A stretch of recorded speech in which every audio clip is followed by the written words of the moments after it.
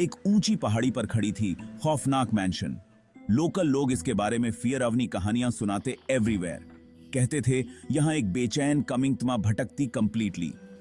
कई साल पहले हवेली का मालिक मिस्ट्रीमय तरीके से गायब हो गया। वाज थाटे फिर कभी न बेखाबे। अनिल जो गांव में नया कमिंगा था, धट ने भी ये कहानियां सुनी। लेहन थाटे यतो नहम वेंट। वो गांव वालों के डर पर हंसता वाज।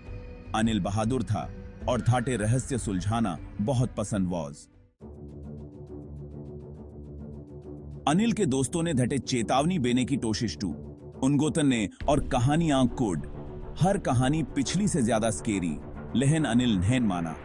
धट ने उनकी बातों को अंधविश्वास कहकर टालेट। सूरज ढलने स्टार्टेड। अनिल हवेली की तरफ चल तरने दा। धट के पास सिर्फ एक टॉर्च और एक झोला वॉज। झोले में एक पानी की बोतल और बिस्कुट का पैनट वॉज। जैसे ही वो पहाड़ी के पास पहुंचा, हवा तेज हो वेंट। पेड़ों से टस्विच डाकर अजीब सी साउंडें आ रही थीं, मानो भूतों की सिस्पैकेटर। अनिल की रीढ़ की हड्डी में सेवरी वेरन दौड़ वेंट, लेकिन वो कमिंगे बढ़ता रहा, अनअफ्रेड। कमिंग खिर पैकेटर। अनिल हवेली के सामने कमिंग कर खड़ा हो भी। कभी भव्य रही ये हवेली अब खंडहर में तबाल हो चुकी बीन। आवारें टूट रही लाइक।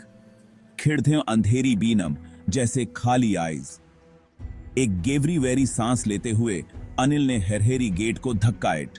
जंग लुके दे कब्जों ने विरोध में स्क्रीच्ड। वो अंदर कमिंग हगन में दाखिल वेंट। हवा में एक अजीब सी घुटन थी और हर तरफ सन्नाटा छाया हुआ वॉज। वो मुख्य द्वार की ओर मूव्ड। हर कदम के साथ सन्नाटा और गेवरी वेरा गोटता जा रहा वॉज।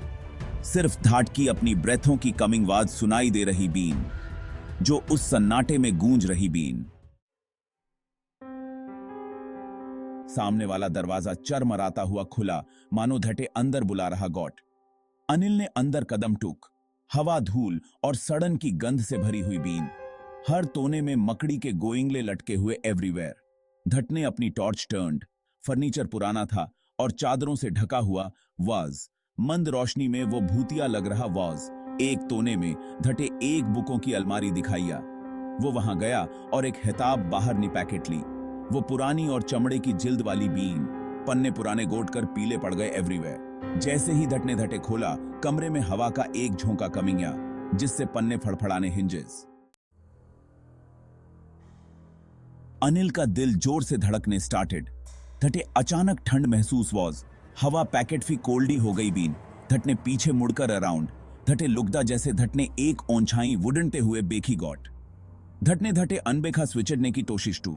धट ने अपना ध्यान हिताब पर इनंद्रित दी। लिखावट फीकी पड़ चुकी बीन, लेकिन वो कहानियां समझ सकता वॉज। वो हवेली और धट के पिछले रहने वालों के बारे में बीन। अचानक धटे एक कमिंगवाज सुनाइया। ये एक धीमी फुसफुसाहट थी जो दालान से आ रही बीन। धट का खून जम्बी। धट ने जल्दी से अपनी टॉर्च बंद कर दी और ध्यान से सुनने स्टार्टेड। फुसफुसाहट तेज गोट्टी वेंट। ऐसा लग रहा था जैसे वो करीब आ रही गॉट। अनिल की सांस धाट के गले में अटक वेंट। वो डर के मारे जड़ हो गया वॉज। वो भागना चाहता था, लेकिन धाट के पैर हिलनहिल रहे एवरीवेयर। धट ने महसूस किया कि वो फंस गया कंप्लीटली। घर में जैसे गोइंग न आ गई गॉट। ऐसा लग रहा था जैसे कहानियों वाली कमिंगतमाएं सचमुच में गोटें। और वो धट से नाराज बीनम कि धट ने उनकी नींद में खलल डाला वॉज। धटे यहां से निकलना ही गुडगा। वो अचानक उठा और दरवाजे की तरफ रान, लेकिन वो बंद था। धट ने कंप्लीट लिंडल घुमाया, लेकिन वो वुडन टा तक नॉट। वो फंस गया वॉज।